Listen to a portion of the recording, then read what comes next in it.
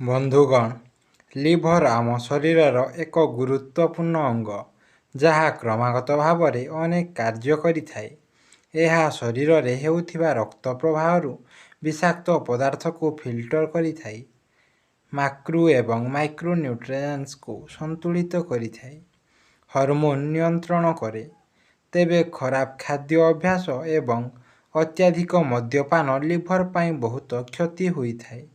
Liver ଶରୀରର ଏକ ଗୁରୁତ୍ୱପୂର୍ଣ୍ଣ ଅଙ୍ଗ ହୋଇଥିବାରୁ ଏହାର ଉପଯୁକ୍ତ ଯତ୍ନ ନେବା ସହ ଏହାକୁ ସଫା କରିବା ମଧ୍ୟ ଅତ୍ୟନ୍ତ ଗୁରୁତ୍ୱପୂର୍ଣ୍ଣ। ଫଳରେ ଏହା ସଠିକ୍ ଭାବରେ କାର୍ଯ୍ୟ କରିବା ଜାରି ରଖେ। ଅନେକ ଗୁଡ଼ିଏ ପ୍ରାକୃତିକ ପଦ୍ଧତି ଅଛି ଯାହାକୁ ବ୍ୟବହାର କରି ଲିଭରକୁ ଦୀର୍ଘ ବର୍ଷ ପାଇଁ ସୁସ୍ଥ ରଖାଯାଇପାରିବ। ଲିଭରକୁ ସଫା କରିବାର 7ଟି ସରଳ ଉପାୟ। 1. ଲିଭରକୁ ଦୀର୍ଘ ଦିନ ପର୍ଯ୍ୟନ୍ତ ସୁସ୍ଥ ରଖିବା ପାଇଁ ଏହାକୁ ନିୟମିତ ସଫା କରିବା ଆବଶ୍ୟକ। ଏଥିପାଇଁ ସକାଳେ ଉଠିବା ପରେ ପ୍ରଥମେ 1 ଗ୍ଲାସ ଉଷୁମ ପାଣିରେ ଲେମ୍ବୁ ରସ ମିଶାଇ ପିଅନ୍ତୁ।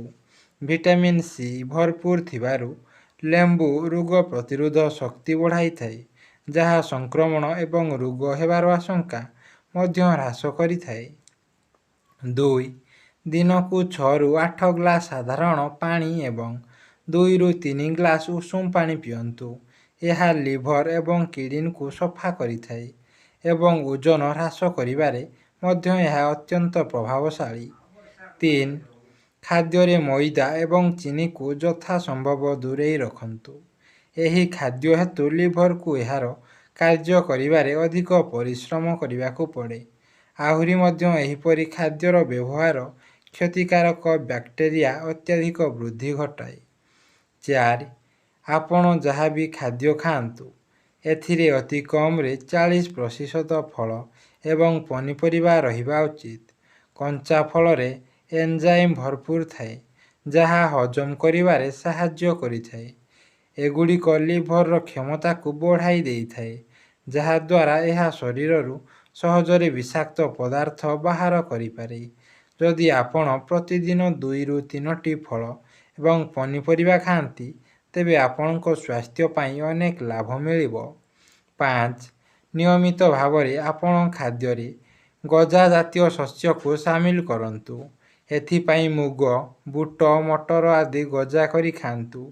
ଲିଭରକୁ ପରିଷ୍କାର କରିବାରେ ଏହିସବୁ ଜିନିଷ କାମ କରେ। 6. ଲିଭରକୁ ସୁସ୍ଥ ରଖିବା ପାଇଁ ଗାଜର, ବିଟ୍, ପାଳଙ୍ଗରୁ ପ୍ରସ୍ତୁତ ରସ ପିଅନ୍ତୁ। ଏହି ରସକୁ 1 ଗ୍ଲାସ ପିଇବା ଦ୍ୱାରା ଶରୀରକୁ ଅନେକ ପ୍ରକାର ପୋଷକ ତତ୍ତ୍ୱ ମିଳିଥାଏ। ଏହାଦ୍ୱାରା ଲିଭର ମଧ୍ୟ ଡିଟକ୍ସ ହୋଇଥାଏ। ଆପଣ ଗହମ ରସ ମଧ୍ୟ ପିଇପାରିବେ। ଲିଭରକୁ ସଫା କରିବା ପାଇଁ ଏସବୁ ପ୍ରାକୃତିକ ସୁସ୍ଥ ପାନୀୟ। 7. ଯେଉଁଥିରେ ଅଧିକ ପରିମାଣର ଚର୍ବି ଅଛି, ସେହିସବୁ ଜିନିଷଗୁଡ଼ିକ ଖାଇବା ଠାରୁ ଦୂରେଇ ରୁହନ୍ତୁ, ଯେପରିକି ସମ୍ପୂର୍ଣ୍ଣ କ୍ଷୀର, ଚିକେନ, ମଟନ, ପ୍ରୋସେସ୍ଡ ଏବଂ ଭଜା ଖାଦ୍ୟ ଇତ୍ୟାଦିରୁ ଦୂରେଇ ରହିବା ଭଲ। ଏସବୁକୁ ଅତ୍ୟଧିକ ଖାଇବା ଦ୍ୱାରା ଲିଭରକୁ କ୍ଷତି ପହଞ୍ଚାଇପାରେ। ତେଣୁ ଏହିସବୁ ଜିନିଷ ପ୍ରତି ନିଶ୍ଚିତ ଧ୍ୟାନ ଦିଅନ୍ତୁ ଏବଂ ଜୀବନସାରା ସୁସ୍ଥ ରୁହନ୍ତୁ। ଧନ୍ୟବାଦ।